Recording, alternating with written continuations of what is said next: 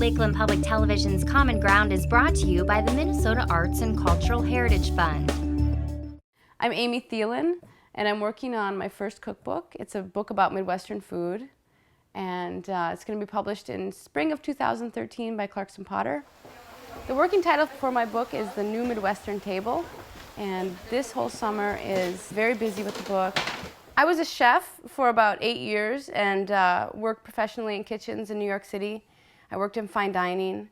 I really thought that was going to be my life, cooking and being a chef. And then I wasn't really thinking about anything else, but then I had a baby. My husband and I, we had a baby, and everything changed. And so that's when I started to think about what to do next. And I had been a writer early on and went to school for writing, and so that was my natural solution, was to write about food. And so I started doing that after our son was born. I'd been thinking about the same book for about 15 years, ever since we first moved back here. I would spend nights, evenings, poring over old books and going through like my grandmother's recipes and doing a lot of canning, doing a lot of just exploring, just cooking freely and thinking about what I liked. And a lot of the things I liked were some of the older Midwestern things. I've always been really interested in honest food, honest recipes, nothing like super fancy. When plain food gets particular, if that makes any sense. Because my grandmother, she cooked very, very simply, but she was very kind of picky or particular about things, and I think that's what makes good Midwestern food. When the cookbook was purchased by the publisher, we started to make a plan for how all of the photographs would be taken. So at that point, I chose a photographer. I looked at a lot of different portfolios, and the publisher and I decided on a photographer. And her name's Jennifer May, and she's great. And she comes from Woodstock, New York. And she takes photographs for the New York Times a lot for the dining section, and she's done a number of books, I think maybe 4 or 5 different cookbooks. You know, I have 200 recipes in this book, which is a lot.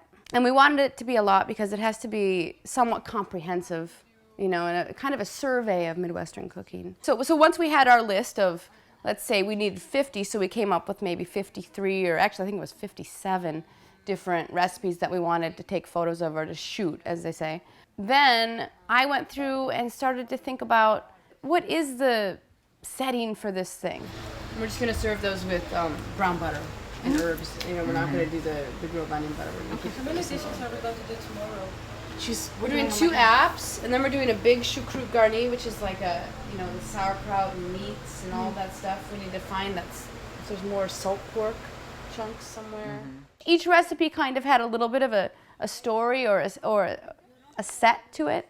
And so I went through each one of them and tried to imagine it and where we would put it, what would look nice, what would be a nice backdrop. You know, I have a red glass plate that I always serve this cheese spread on, and so we used that. And then I wanted a winter feeling, so we set it on one of those Bemidji Woolen Mills blankets. So you can't really see the Bemidji Woolen Mills blanket.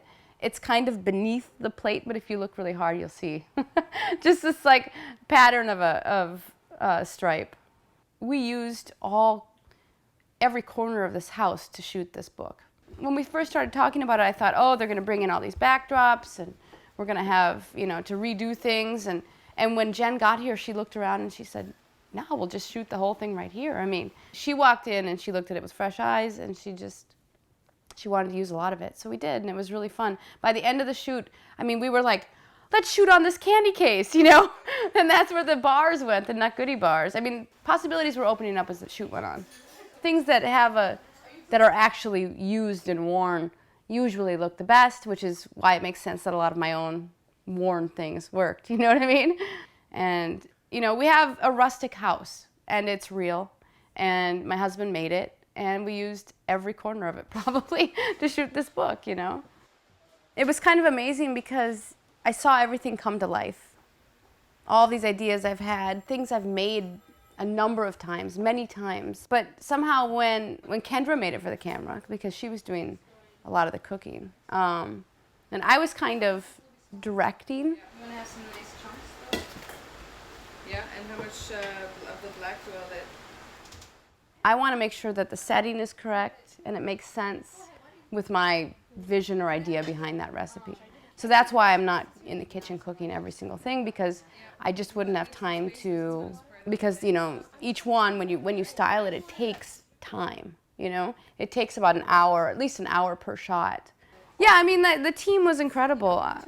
We had amazing assistants. I had interns from McAllister College come up, and they were amazing. They did so many dishes. They did more dishes than should be done. And they took out the compost probably 6 times a day, but they also just were smart and knew what we needed and were great to work with. Louisa, my friend Louisa, who I've known for a long time, and I didn't know that she worked on photo shoots before. She's like, oh yes, I worked at French L in the kitchen. And I was like, really? So you're hired, come on up here. So she was great, she knew exactly what she was doing. She was perfect. And Kendra was a really great food stylist. And I learned a lot from Kendra watching her make food for the camera. I mean, everything was very real. People think that, you know, food stylists use glue for milk. And maybe some of them do. If you're photographing maybe something for like a cereal box or something. But in this case, and with most cookbooks now, I think the food is real. We ate it. Nothing fake about it. There was no glycerin or silicone or anything bizarre. It was just the food. You know, we were concerned if the whipped cream was going to deflate, you know, because it was just whipped cream. So Kendra knew how to deal with all of that, and she would kind of position the food so that it just had the right angle to make it look really luscious, and she knew how to do that, and that was really cool to watch. It's important that we use the produce at its peak, so that's why we had the photo shoot at the end of July, which is when the garden is really pumping out the best stuff. So it was important to me that we could go down to the garden, pick the green beans, cook them, and put them right on the plate.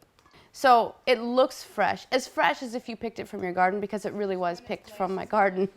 So, and you can't mimic that, you know? You can go to the store and pick through beans and try to find a great one, but nothing ever looks as good as the real thing, and this was all the real stuff.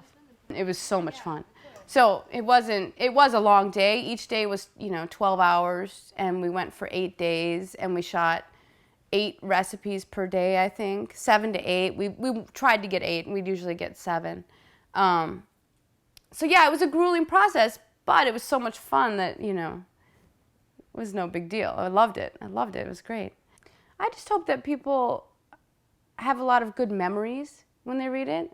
Basically, what the book is kind of linking is linking the great farmhouse food of the 1920s, 30s, 40s, when everything was made homemade, when people had always had gardens, when the meat was coming right off the farm or your neighbor's farm or something like that. Linking that with what's popular today, which is the same stuff, you know, fresh vegetables, fresh meat, great dairy, things that aren't fancy or gourmet, but that are so honest they taste great. If you enjoyed this segment of Lakeland Public Television's Common Ground, consider making a contribution at lptv.org. If you have segment ideas pertaining to North Central Minnesota, contact us at legacy@lptv.org. Common Ground is funded by the Minnesota Arts and Cultural Heritage Fund by the vote of the people on November 4th, 2008.